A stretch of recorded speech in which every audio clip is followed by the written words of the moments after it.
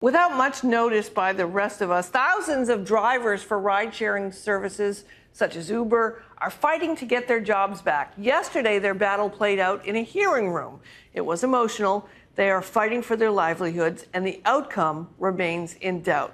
My guest is fighting for them. Johanna Griffiths is an attorney in Braintree, Massachusetts. Welcome to you. Thanks for coming in. Thank you so much for having me. All right, so let's just put on the table, none of us want rapists, murderers, people with assault and battery. We don't want any of them driving for us. Absolutely. And that's not what this is about. Not what this is about at all. We have, according to reports, people who were cut off from being able, rejected for driving for Uber and Lyft when they have a violation, a suspended license from 59 years ago? My understanding of that particular case, the 59-year-old case, was a quaff from 59 years ago. I could be mistaken, but I think the point remains the same. People are inherently going to be different 59 years later, and they shouldn't be held responsible for the mistakes they may have made. Okay, so I had my license suspended because I didn't get the renewal notice because I hadn't paid my parking tickets. I know that's a shock for people who know me. Would I be able to drive? Unfortunately, you would not be able to drive for Uber. So I'd be rejected to drive for Uber. You would. You're a dangerous person. But I can buy a gun. Yeah, but you can't drive for Uber. I could probably drive a school bus, right? You could drive a school bus. There's a whole bunch of things that I can do that are probably more of an impact to society than drive for Uber because my license was suspended due to my parking ticket non-payment, right? You could do virtually any job besides drive for Uber in the state of Massachusetts, provided that you had the educational basis to do it. Governor Baker and the folks on at the State House say, well, you could just appeal these things, okay? I can appeal. I'll say, look, I didn't pay my tickets. I was working in the South End. I was living in Mission Hill. Got a lot of tickets, didn't get the notice. What's the problem with that? DPU has not set up a functional means of disputing these. There is no functional appeals process. Once someone has been disqualified by one of the automatic disqualifying conditions.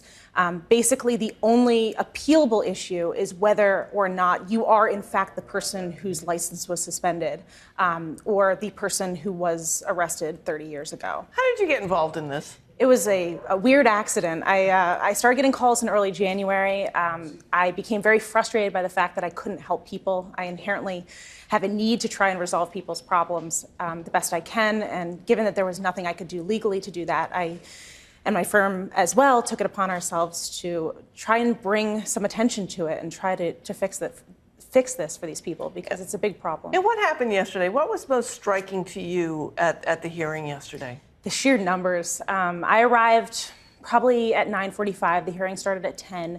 I had spoken to some representatives from Uber, and there was no indication from their end that this was going to be an overwhelming crowd. And I came up the escalators into the transportation building, and it was packed. The room was at capacity. I spent 45 minutes trying to get into the room before I was able to. It was one in, one out. And then once I was in, just the stories that people were telling, the impact that this is having on their lives, it was incredibly moving. Social justice advocates will say, you know, that this is one of those barriers that if you look at the overall incarceration of people of color during the 70s and the 80s and the 90s and into this century, that some of them are just very low bar issues that people recover from.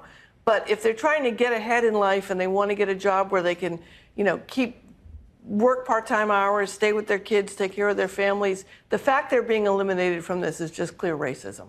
It is, and I can tell you that having been at the hearings yesterday and witnessing the fact that the vast majority of those in attendance were black men, I can tell you that there is a definite correlation between, over-policing of certain neighborhoods, over-policing of minor offenses in certain neighborhoods, and the effect on these drivers. So why not just put these regulations on the taxi and limo drivers? Why not turn around and say, okay, if you can't drive for Uber or Lyft, you shouldn't be able to drive a taxi? I absolutely agree.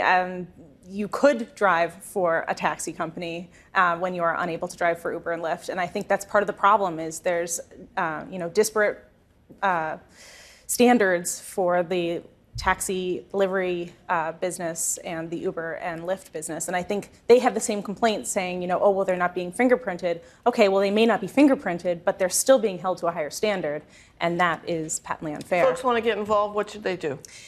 They should call their state reps, you know, make it known that this is a problem. They are the ones who are using these services. They are the ones who are paying, you know, for these services. Call your state rep, make it known that, you know, you care about this. You care about these drivers getting back in the workforce. All right, Johanna, thanks for coming in. Thank you so much for having me. I'll apply and see if they'll accept me, since clearly I'm not good enough to drive for Uber because of my suspension, but we'll find out.